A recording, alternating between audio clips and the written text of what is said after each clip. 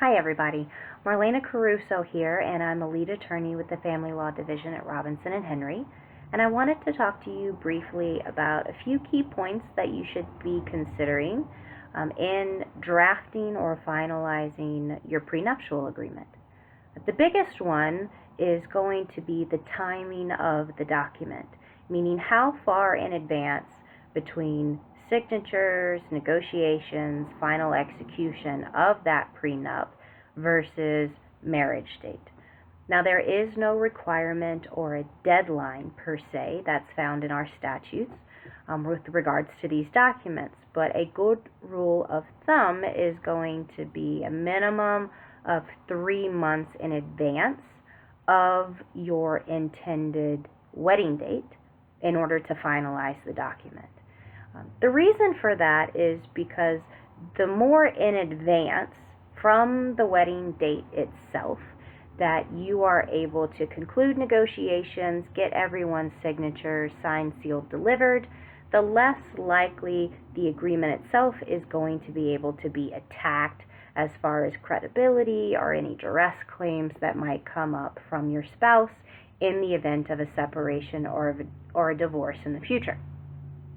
The biggest thing really to remember when we're talking about prenups is as long as you have followed the particular statutory requirements, you dotted all your I's, you've crossed all your T's, there is a preference for enforcing the terms of your contract when it comes to a divorce or a legal separation issue.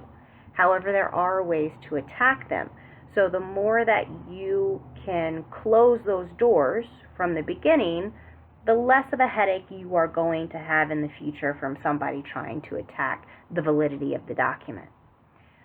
The other thing to remember is that although it's not a requirement that you both have attorneys, general rule of thumb, it is hugely advisable. Again, credibility attacking, it's much less likely to be found invalid if you've had two attorneys completely separate, completely neutral with regards to that, be able to review the document for both parties. Okay. Again, duress claims are one way to attack these, so the more that you can do on the offset to stop that ability, the better for you. As far as formulating the agreement, a lot of clients like to put in provisions regarding maintenance. Just remember, in Colorado, any term that you negotiate, whether it's a waiver of maintenance, whether it's a certain amount or term for maintenance, that is going to be reviewable at the time that you're trying to actually enforce the agreement.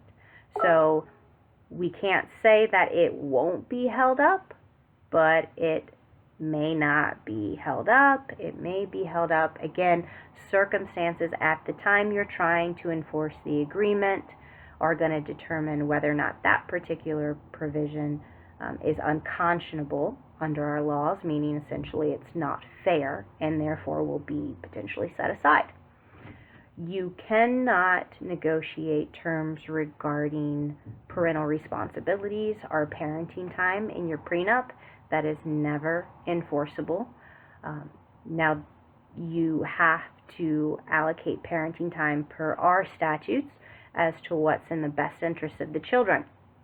And if your children do not exist at the time that you have a prenuptial agreement drafted, or it is years following the drafting of the prenup agreement, obviously a lot of things can change between now and then, for say, and the court is never going to enforce any type of provision with regards to children in a prenup agreement.